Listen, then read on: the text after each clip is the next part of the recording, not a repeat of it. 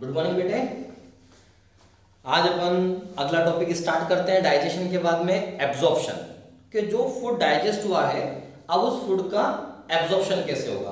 तो अगला टॉपिक है absorption of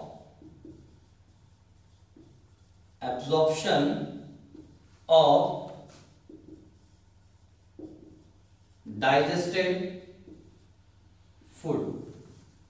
absorption of digested food. अपने को ये मालूम है कि जो जिस फूड का डाइजेशन हुआ है वो फूड बेटा इंटेस्टाइन से पास होगा, इंटेस्टाइन के अंदर इंटेस्टिनल म्यूकोजा होगा, उस इंटेस्टिनल म्यूकोजा के यहाँ पर अपन देखेंगे तो फिंगर लाइक प्रोजेक्शंस होंगे। वो फिंगर लाइक प्रोजेक्शन को अपन बोलते हैं विलाई। वो क्या करेंगे, जो डाइजेस्टेड फूड है उसको ब्लड और लिम्फ की मदद से क्या करेंगे, एब्जॉर्प्शन करेंगे। मतलब जो फूड डाइजेस्ट हुआ है, डाइजेस्ट होने के बाद में उस फूड का क्या होना है, एब्जॉर्प्शन। तो एब्जॉर्प्शन में कौन मदद करने वाला है, विलाई।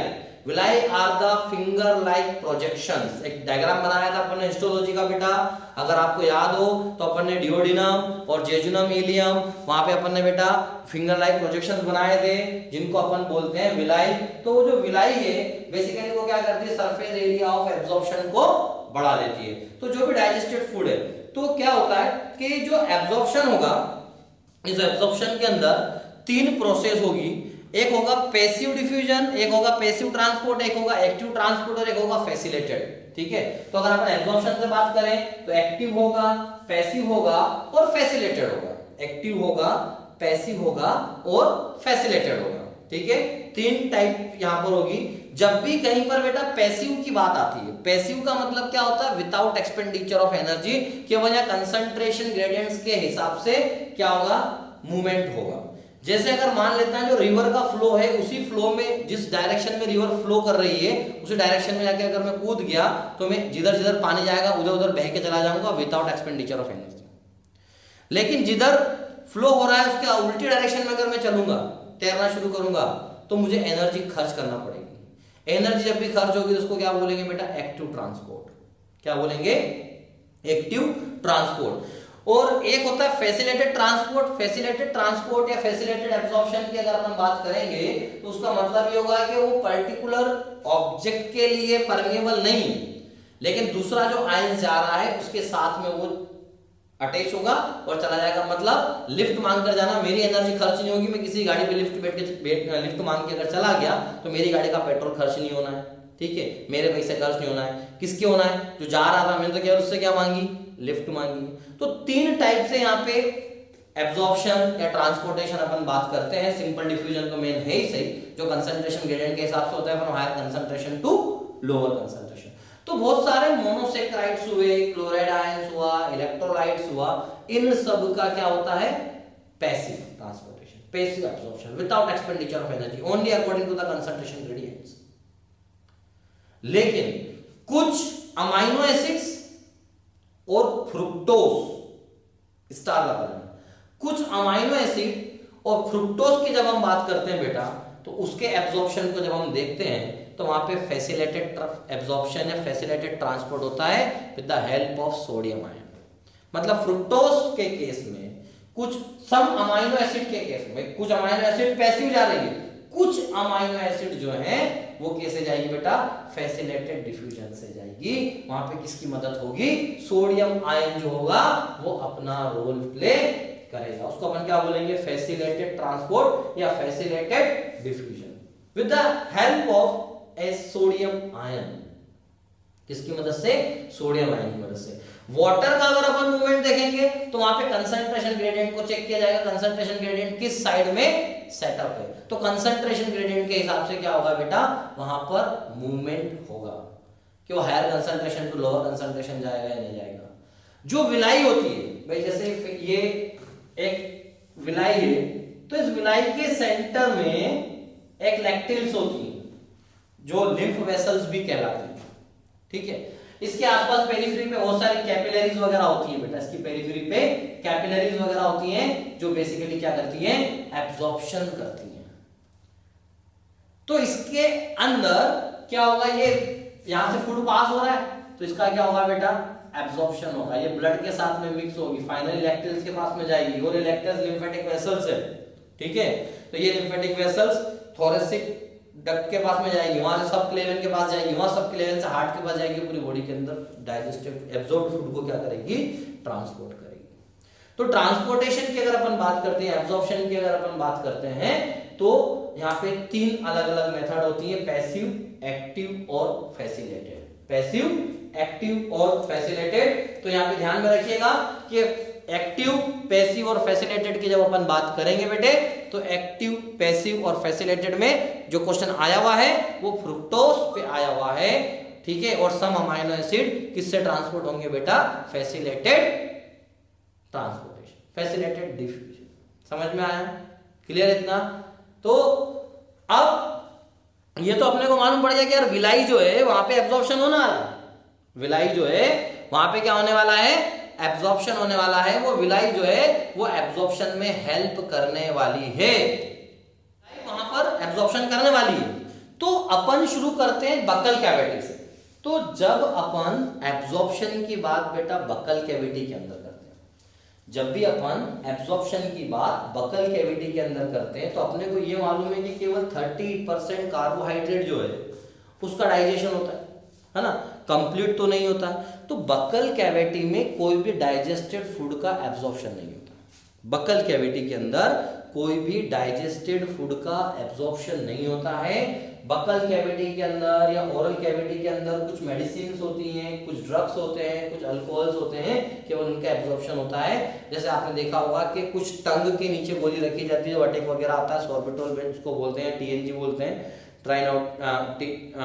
सॉर्बिटोल उसको बोला जाता है। उसको बेटा टंग के नीचे रखा जाता है, डायरेक्टली एब्जॉर्ब होती है। तो यहाँ से केवल कुछ सर्टेन ड्रग्स और केमिकल्स जो हैं उनका बेटा एब्जॉर्प्शन होता है।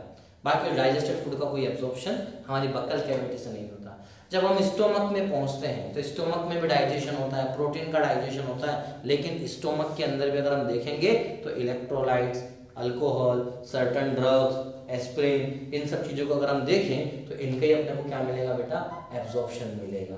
बाकी किसी डाइजेस्टेड फूड का एब्जॉर्प्शन स्टोमक के अंदर देखने को नहीं मिलेगा। फाइनली जब कहाँ पहुंचते हैं अपन, स्मॉल इंटेस्टाइन में।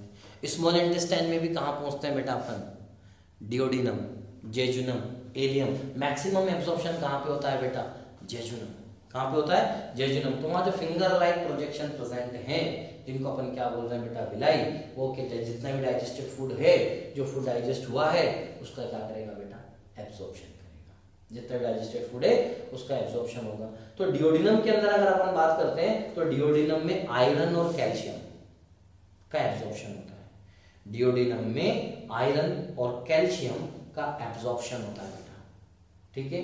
जेजुनम की अगर अपन बात करेंगे तो मैक्सिमम डाइजेशन कहाँ होगा, जेजुनम में। इलियम की अगर अपन बात करेंगे तो इलियम के अंदर विटामिन B12 और बाइल सॉल्ट, विटामिन B12 और बाइल सॉल्ट, इनका एब्जॉर्प्शन कहाँ पे होगा बेटा, इन सबका एब्जॉर्प्शन कहाँ पे होगा, इलियम के अंदर। तो बेसिकली अगर अपन मैक्सिमम देखें, iron, calcium, bile salt, maximum digested food, ये सब कहाँ हो रहे हैं, स्मॉल इंटेस्टाइन के अंदर। तो मैक्सिमम एब्जॉर्प्शन कहाँ पर होगा, स्मॉल इंटेस्टाइन के अंदर। किसकी मदद से होगा, फिंगर लाइक प्रोजेक्शन। क्या बोलते हैं फिंगर लाइक प्रोजेक्शन को अपन, विलाई। क्या बोलते हैं उनको, विलाई। तो that villi help in the absorption of the digested food. जो भी डाइजेशन हुआ फाइनली रोल प्ले किसने किया बेटा, विलाई ने, है ना। तो ये जो विलाई फिंगर लाइक प्रोजेक्शन दिख रहे हैं, तो इसमें क्या सप्लाई है बेटा, ये कैपिलरीज की सप्लाई है। ये सेंटर वाले को क्या बोलते हैं अपन, लैक्टेल्स बोलते हैं। इसको क्या बोलते हैं बेटा, लैक्टेल्स। और ये क्या है बेटा, सब कैपिलरीज। क्या है बेटा, ये सब कैपिलरी। तो कैपिलरी क्या करेगी, जो भी डाइजेस्टेड फूड उसके पास में आएगा, वो चाहे एक्टिव ट्रांसपोर्ट से, फैसिलिटेटेड से, वो कैपिलरीज की मदद से कहाँ पहुंचेगा बेटा, लैक्टेल्स के पास ही पहुंचेगा, जो फैट वाला पोर्शन होगा। बाकी जो कैपिलरीज होंगी वो सारी कैपिलरीज क्या करेंगी, उस डाइजेस्टेड फूड को लीवर के पास में लेके जाएंगी। लीवर उसको जहां जहां जिस एरिया में उसको डिस्ट्रीब्यूट करना है वहां क्या करेगा, उसको सर्कुलेट कर देगा। मतलब मेन काम किसका है, जो आपको याद रखना है, विलाई, ठीक है। एब्जॉर्प्शन का कहाँ पे होगा, जेजुनम के अंदर। कहाँ होगा, जेजुनम के अंदर। जैसे अपने को मालूम है कि यार हमारे माउथ के अंदर कार्बोहाइड्रेट डाइजेस्ट हुआ, लेकिन अपन मेनली क्या व्हीट खाते हैं, राइस खाते हैं, जिसमें मेन कार्बोहाइड्रेट होता है ह्यूमन के अंदर। तो जो पैंक्रियाटिक अमाइलेज है ना, वो पैंक्रियाटिक अमाइलेज अपनी मेन एक्शन को परफॉर्म करता है। और 70% कार्बोहाइड्रेट डाइजेशन कहाँ पे होता है बेटा, पैंक्रियाटिक अमाइलेज के अंदर। तो जो विलाई है ना, उस विलाई से वो जो ग्लूकोज है, वो जो आपका शुगर है जो टूट गया है, जो अलग अलग हो गया, अलग अलग एंजाइम की मदद से, डायस्टेस की मदद से हो गया है, ठीक है, अमाइलेस की मदद से हो गया है, वो सारा एब्जॉर्ब होगा। वो सारा एब्जॉर्ब होके किसके पास पहुंचेगा बेटा? लीवर के पास पहुंचेगा। लीवर उसको किसके पास पहुंचा देगा? हार्ट के पास, और हार्ट उसको अलग अलग सेल को क्या करेगा? ट्रांसपोर्ट कर देगा। ऐसे ही अपन जब प्रोटीन को खाते हैं तो एक्सोपेप्टाइडेज, एंडोपेप्टाइडेज, अपन ट्रिप्सिन, काइमोट्रिप्सिन, ये सब क्या करेंगे? ये प्रोटीन को तोड़ेंगे। प्रोटीन को तोड़ेंगे तो क्या बनाएंगे? अमाइनो एसिड बनाएंगे। तो अमाइनो एसिड के अंदर भी अपने को दो टाइप की अमाइनो बनती है, एल अमाइनो एसिड, एक बनेगी बेटा D amino acid, that is dextro. Dextro का मतलब ये होता है जो क्लॉकवाइज रोटेशन जो शो करता है, केमिस्ट्री के अंदर आप पढ़ेंगे आगे चल के। डेक्स्ट्रो क्या होता है, लिवो क्या होता है। तो दो टाइप के अमाइनो एसिड बेसिकली बनेंगे यहाँ पे, D amino acid and L amino acid. ये अमाइनो एसिड जो टूटे हैं बेटा, ये किसकी मदद से टूटे हैं? ये एंजाइम की मदद से टूटे हैं। और इन्हीं का क्या होगा बेटा? अमाइनो एसिड का एब्जॉर्प्शन होगा, और ये अमाइनो एसिड जाएंगे वापस से बॉडी के अंदर और रीसिंथेसाइज करके फाइनली क्या बनाएंगे? वापस से प्रोटीन का मॉलिक्यूल बना देंगे। ऐसे ही जो अपन ने फैट इंटेक किया है, वो फैट बेटा टूटेगा तो क्या बनेगा? मोनोग्लिसराइड बनेगा। ट्राइग्लिसराइड्स होता है बेसिकली, टू ट्राइग्लिसराइड्स टूटेगा तो मोनोग्लिसराइड्स बनेगा। उस मोनोग्लिसराइड के साथ में दो, एक तो मोनोग्लिसराइड्स अलग हो जाएगा ट्राइग्लिसराइड्स में से, और टू ग्लिसराइड्स का एक मॉलिक्यूल उसके अंदर बनेगा, डाइग्लिसराइड्स। इनका क्या होगा बेटा? एब्जॉर्प्शन होगा। इनका एब्जॉर्प्शन होगा तो वापस से जाके रीसिंथेसाइज होंगे हमारी बॉडी के अंदर। मतलब किसके अंदर? सबसे पहले तो ये टूटेगा, ट्राइग्लिसराइड्स। ट्राइग्लिसराइड्स बनेगा तो मोनोग्लिसराइड्स बनेगा, मोनोग्लिसराइड्स बनेगा और ये डाइग्लिसराइड्स बनेगा। मोनोग्लिसराइड्स और डाइग्लिसराइड्स का क्या होगा बेटा? एब्जॉर्प्शन होगा। ये एब्जॉर्प्शन होगी किसके पास में पहुंचेंगे? रेक्टल्स के यहाँ पे पहुंचेंगे। रेक्टल्स के यहाँ पे जाएंगे तो इनकी रीसिंथेसिस होगी। रीसिंथेसिस होगी तो वापस से क्या बनेगा? ट्राइग्लिसराइड्स बनेगा। उस ट्राइग्लिसराइड्स के साथ कौन ऐड होगा? प्रोटीन मॉलिक्यूल ऐड होगा। तो क्या बनाएगा? काइलोमाइक्रोन। काइलोमाइक्रोन के फॉर्म में क्या होगा? इनका एब्जॉर्प्शन। तो अगर अपन फैट की बात करते हैं तो फैट पहले क्या था? ट्राइग्लिसराइड्स। पहले तीन लोग थे, एक ग्रुप बना तीन लोगों का। वो तीन लोग में से एक अलग हो गया, दो अलग हो गए, ये एंटर करने जाने का रास्ता था। अंदर जाके वापस से ये तीनों इकट्ठा हो गए, वापस से क्या बन गया? ट्राइग्लिसराइड्स। उसके आसपास एक कोटिंग हो गई बेटा, किसकी? प्रोटीन की। तो उसका नाम क्या हो गया? काइलोमाइक्रोन। और काइलोमाइक्रोन के फॉर्म में क्या हो गया? उसका एब्जॉर्प्शन हो गया। तो फैट जो होती है, उस फैट का एब्जॉर्प्शन हमारी बॉडी के अंदर अगर अपन देखें तो इसी टाइप से होता है बेटा, फैट का एब्जॉर्प्शन। तो कार्बोहाइड्रेट का हो गया, प्रोटीन का हो गया, फैट का एब्जॉर्प्शन हमारे अंदर हो गया। लेकिन सारे एब्जॉर्प्शन में मेन रोल प्ले किसने किया? विलाई। किसने किया? विलाई। तो मेन रोल प्ले कर कौन रहा है बेटा? मेन रोल प्ले करने वाला कौन है? ठीक है। फिर अपने को ये मालूम है कि यार लार्ज इंटेस्टाइन में जब फूड पहुंचेगा तो वहां पे क्या होगा? केवल वाटर का एब्जॉर्प्शन होगा, ठीक है। वहां पे केवल किसका होगा? हॉस्टोरा जो होगा ना, वो केवल किसका एब्जॉर्प्शन करेगा बेटे? वाटर का एब्जॉर्प्शन करेगा। तो यहाँ पे जो लैक्टेल्स अपन देख रहे हैं, ये फाइनली यहाँ से निकलेगी तो किसके पास में पहुंचेगी? लेफ्ट थोरेसिक डक्ट के पास में। वो लेफ्ट थोरेसिक डक्ट यहाँ से एब्जॉर्ब होकर लेफ्ट थोरेसिक डक्ट के पास में आया। यहाँ से कहाँ जाएगा? सब क्लेवियन। सब क्लेवियन से कहाँ जाएगा? हार्ट। और हार्ट क्या करेगा? उसको पूरी बॉडी के अंदर सर्कुलेट करेगा। ऐसे यहाँ से जो कैपिलरीज निकलेगी फाइनली किसके पास क्या बनाएगी? Portal, hepatic portal vein. Hepatic portal vein मतलब लीवर के पास पहुंचेगी। लीवर क्या करेगा? उसको जो प्रोसेस को डीएमिनेशन वगैरह करना है उसको डीएमिनेशन वगैरह कर देगा। जो काम का नहीं है उसको किडनी के पास पहुंचा देगा। बाकी किसके पास सर्कुलेट कर देगा? हार्ट के पास कर देगा। हार्ट से वो एक एक सेल्स के पास में, टिश्यूज के पास में वो कंटेंट पहुंच जाएगा। सेल्स और टिश्यूज के पास जाके क्या होगा? ये तो हो गया बेटा एब्जॉर्प्शन। ये तो क्या हो गया? एब्जॉर्प्शन। कि जो भी डाइजेस्टेड फूड है उसका एब्जॉर्प्शन हो गया। अब एब्जॉर्प्शन के बाद में क्या होगा? उसका एसिमिलेशन। वो सेल और टिश्यू के पास जाकर वापस से क्या होगा? रीफॉर्मेशन होगा, ठीक है। सेल और टिश्यू वापस से उसको क्या करेंगे? एसिमिलेट करेंगे। जो अमाइनो एसिड्स अलग अलग वर्जन के आए हुए हैं उन सबको क्या करेगा? जोड़ेगा, ठीक है। जो ग्लूकोज आया है उनको क्या करेगा? जोड़ेगा, ठीक है। तो क्या होगा? एसिमिलेशन। तो एसिमिलेशन के अंदर कुछ नहीं होना है, जो भी डाइजेस्टेड फूड आया है वापस से वो क्या हो जाएगा? एसिमिलेट हो जाएगा। उसी प्रोसेस को अपन क्या बोलते हैं? एसिमिलेशन। क्या बोलते हैं? Assimilation. The absorb substance finally reaches to the tissues and then form their activities, that is known as assimilation. assimilation पे बेसिकली कोई ज़्यादा क्वेश्चन आने वाले नहीं है। assimilation का सिंपल सा मतलब है कि जो डाइजेस्टेड फूड पहुंचा है, केवल वो डाइजेस्टेड फूड जो है वो कहाँ तक पहुंचेगा? सेल्स तक पहुंचेगा, टिश्यूज तक पहुंचेगा। सेल और टिश्यूज उस डाइजेस्टेड फूड को यूटिलाइज करेगी और अपनी एक्टिविटी को परफॉर्म करेगी, that is known as assimilation. अब इसके बाद जो बच गया, सेल ने जिसको यूज नहीं किया, टिश्यू ने जिसको यूज नहीं किया, और या टिश्यू ने जिसको एज ए बाई प्रोडक्ट बना दिया, अब उस बाई प्रोडक्ट का क्या होगा? एलिमिनेशन।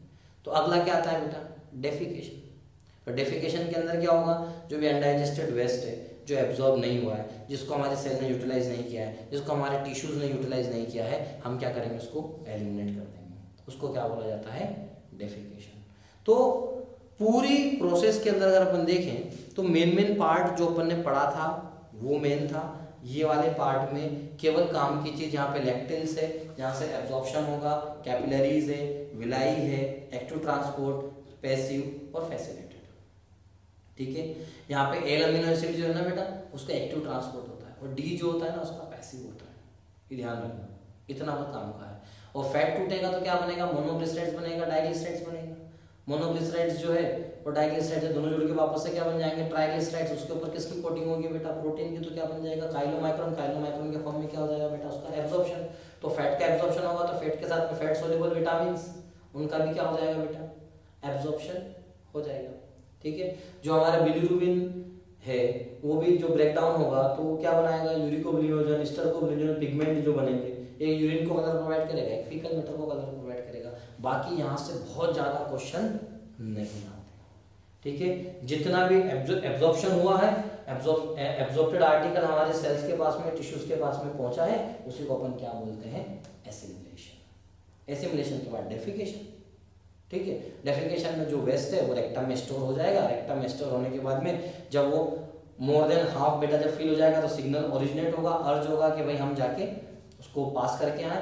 तो हमारे पास में जो एक्सटर्नल स्पिंटर है वो हमारे कंट्रोल में, इंटरनल वाला हमारे कंट्रोल में नहीं। हम उस फूड को क्या करेंगे, जो अनडाइजेस्टेड वेस्ट है उसको पास करके आ जाएंगे। This is the complete process of digestion. ये डाइजेशन की एक कंप्लीट प्रोसेस है, समझ में आया। तो इसके अंदर ingestion, digestion, absorption, defecation, assimilation और लास्ट में जो पार्ट बचा है उसका egestion. This is the complete process of digestion. अभी जो डाइजेस्टिव सिस्टम है, इस डाइजेस्टिव सिस्टम में क्या होता है, बहुत सारे डिसऑर्डर्स हो जाते हैं। कई बार क्या होता है कि जो डाइजेस्टिव जूस है वो डाइजेस्टिव जूस प्रॉपर अमाउंट में रिलीज नहीं होता है। डाइजेस्टिव जूस प्रॉपर अमाउंट में रिलीज नहीं होगा तो डाइजेशन नहीं होगा। तो कई बार डायरिया हो जाता है, कॉन्स्टिपेशन हो जाता है। डायरिया का मतलब क्या होता है कि आपने कोई भी फूड जो है वो आपने इंटेक किया, पता लगा आपको फूड पॉइजनिंग हो गई, है ना, अनकंट्रोल्ड मूवमेंट स्टार्ट हो गए, फ्रीक्वेंट स्टूल पास हो रहा है, दैट इज डायरिया। वायरल भी होता है, बैक्टीरियल भी होता है, ठीक है, फियर से भी होता है। तो डायरिया अलग टाइप का होता है। कॉन्स्टिपेशन होता है किसी किसी को, कोई बहुत ज्यादा म्यूकस को इंटेक करता है, ठीक है, डाइजेस्टिव जूस जिसके अंदर कम सिक्रेट होते हैं, प्रॉपर डाइजेशन नहीं होता है, तो वहाँ पे कॉन्स्टिपेशन हो जाता है। वैसी कॉन्स्टिपेशन से अगर फर्दर देखिए अपन तो पाइल्स जो है वो स्टार्ट हो जाता है। तो कॉन्स्टिपेशन के लिए कुछ लोग जो है वो अलग अलग तरीके से फीकलमेंट जो वेस्ट है उसको बाहर निकालने के लिए कोई चूर्ण खाता है, कोई मेडिसिन इंटेक करता है, ठीक है। तो कॉन्स्टिपेशन नहीं होना चाहिए, ज़्यादा से ज़्यादा वाटर अपने को इंटेक करना चाहिए। फिर जॉन्डिस एक डिसऑर्डर है इसका, वॉमिटिंग है, वॉमिटिंग भी जो है वो डाइजेस्ट सिस्टम से रिलेटेड है। तो ये जो डिसऑर्डर्स हैं, ये डिसऑर्डर्स बेसिकली अगर अपन देखें तो डायरिया हुआ, जॉन्डिस हुआ, कॉन्स्टिपेशन हुआ, वॉमिटिंग हुआ, ये सारे वो हैं जो हमारा डाइजेस्टिव सिस्टम से रिलेटेड है, ठीक है। अब इसके बाद में एक लास्ट पोर्शन बचा है, वो लास्ट पोर्शन के अंदर आता है बेटा विटामिन्स और साथ में कुछ डिसऑर्डर्स जैसे मरासमस हुआ, क्वाशकर हुआ, ठीक है। तो ये अगले लेक्चर में उनको अपन कंप्लीट करेंगे। अगर देखा जाए तो जो एनसीईआरटी में आपका दिया है वो एनसीईआरटी का मैक्सिमम जो चैप्टर है 95% आपका चैप्टर खत्म हो चुका है, ठीक है। इसमें मेन पार्ट क्या था, वो जो गैस्ट्रिक ग्लैंड था, जो पैंक्रियाटिक जूस था, वो जो बाइल जूस था, कौन प्रोटीन का डाइजेशन कर रहा था, कौन फैट का कर रहा था, ये मेन था। यहाँ से अगर आज के पोर्शन में अगर अपन देखें तो केवल एब्जॉर्प्शन वाला पार्ट है बेटा।